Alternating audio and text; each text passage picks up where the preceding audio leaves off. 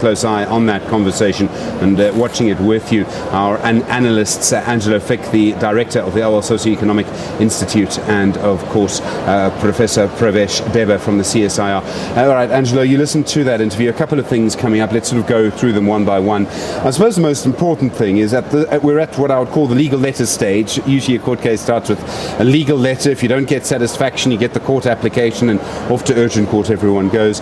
Are you expecting any delay to the proclamation of this election scheduled for tomorrow? I don't expect a delay, but that also depends exactly on what follows from the response or non-response, or whether the response is satisfactory. A couple of issues were raised by Mr. Moolman, the legal representative, around questions of unhappiness with media coverage.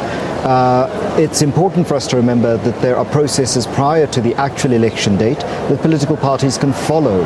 They can complain to the IEC, they can also complain to the BCCSA about coverage by broadcasters, or to the press ombudsman about coverage in media, printed media, around issues that they feel are not appropriate. We must remind ourselves that the Act calls for equitable coverage by broadcasters and has very specific regulations around parliamentary representation of parties for the public broadcaster. So there is a very specific legal outline. And if these parties feel aggrieved that they hadn't been represented appropriately in various media, they would have to differentiate, according to the IEC regulations, the Electoral Act and the Broadcast Act, on where it is that they were not happy and why they didn't follow these processes in the lead up to the election, when presumably this unhappiness was building up. And so it's crucial that there is a specific set of policy and legal frameworks leading up to the election around electioneering and coverage that is really dealt with already in the law. And that means that the question will arise, should they be unhappy, why they're raising it post factum? Why are they doing this after the fact of the election as opposed to in the lead up to the election around electioneering coverage? All right. One of the other requests, or sort of demands, I don't know which is the right word in the lawyer's letter, that comes from this group of people is they want all the complaints to the Electoral Commission. Now, I hadn't quite realised this, that only the IEC actually has all the complaints. Is that a reasonable request? I mean, we're all for transparency, but the paperwork could be immense. And I think this will, again, is going to come up in what they did at the PLC. What was aired in the multi-party forum in which the IEC deals with party complaints, and was this part of that, and what was the sort of reason, the logical reason that the IEC gave for not providing this? And then, should they get this, it may be worse than they expect, that it could actually be that many of these complaints are baseless, because it's one thing to have hearsay complaints, and it's another thing to have the paperwork either confirm it or disconfirm it. Now, Mr. Moolman indicates that if the IEC's processes are compromised, he wants an independent audit of those processes. The IEC has indicated that they're going to appoint an independent audit of their own processes. So this is also about kind of tiny differences of nomenclature, of deciding what the word independent means. The IEC is not investigating itself, it is appointing an independent audit firm, from what I understand, to verify just how fair its processes were. And we must admit and we must accept that there are already existing independent verifiers in the various observer commissions that are going around and observing, some of them from SADC, some of them international, some of them diplomatic, some of them from various civic society actors. There are also all of the party agents across the country.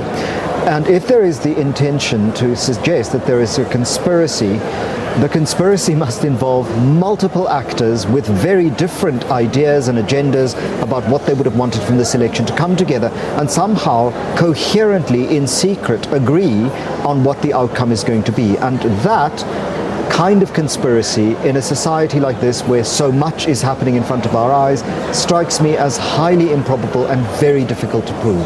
I'm not saying that the advocate Moolman is suggesting there is a conspiracy, but some people inside these parties are veering in the direction of a conspiracy theory by suggesting that the IEC is compromised by conspiracy among not only the larger parties, but all of the so-called independent actors who are observing these elections.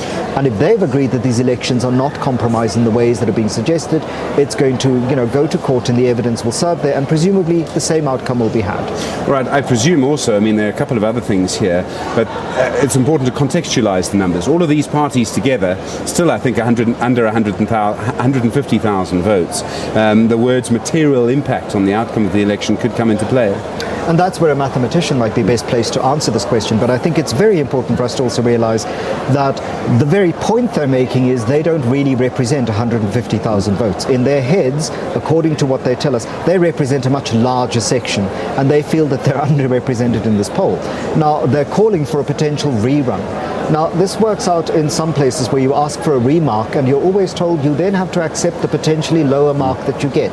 And in a rerun election, these small parties might find themselves even more punished and get an even lower percentage of the return, in which case they really have, severe existential problems on their hands. So this is really between Charybdis and Scylla. They are running a very fine line between what is an existential crisis and a kind of self-immolating political seppuku of actually killing themselves off by this kind of behavior. All right, Angelo Fick with us. Professor Pravesh Debba crunching the numbers for the CSIR. Professor, one of the things that you've looked at and we haven't actually discussed yet tonight is the seat allocation. So we're now getting to the point where we can work out which parties get how many seats, and I imagine as well a final figure to one of the burning questions of this election, which is how many parties will be in the National Assembly. How's it looking? We did do an estimate on the seat calculations, but it is an estimate. We did this round when there was about 90% of the VDs voting districts that had been declared. And we also need to predict what the turnout would be as well in order to get the seat calculations. So what we do have is, if you don't mind, I can read this out.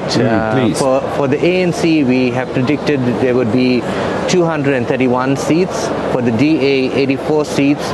For the EFF, 43 seats. For the IFP, 14 seats. For the Freedom Front Plus, 10 seats. For the ACDP, we're looking at 3 seats. The UDM, 2 seats. The ATM, 2 seats. Good, we're looking at 2 seats as well. The NFP, we're looking at 1 seat. AIC, 1 seat. COPE, 1 seat. Then we also have the other parties which can get a seat, but it's also possible that they might not get anything, which would be PAC, Aljama, ASC, SRWP, BLF, and APC. Okay, so that's where things are at the moment. Yes. In a way, I suppose, in the story, as the story has been for much of this election, is the quite big increase in the share of the vote going to the EFF. There's going to be a lot more red in this National Assembly. Yes, that's correct. Okay. Is that going to change the character of Parliament, Angelo? Well, it certainly radically changed the character of Parliament and parliamentary business in 2014. And the question will be, what strategy will the economic freedom fighters, as the second largest opposition party, have in the 6th administration? And more importantly, how will their actions change the reactions, if you will, of the 2 bigger parties, the Democratic Alliance as the official opposition and of the African National Congress as the majority party, out of which government will be formed? Because no doubt that their performance between 2014 and 2018 shifted the behavior of other parties, and not just in terms of in-chamber behavior, but actually sometimes on questions of policy and the radicalness with which people were able to, or the willingness with which people were able to discuss such policy shifts. Angelo Fick and Professor Pravesh Debba from the CSIR with us here for much of the evening. All right, back to Johannesburg and Sipiso Mkwetla.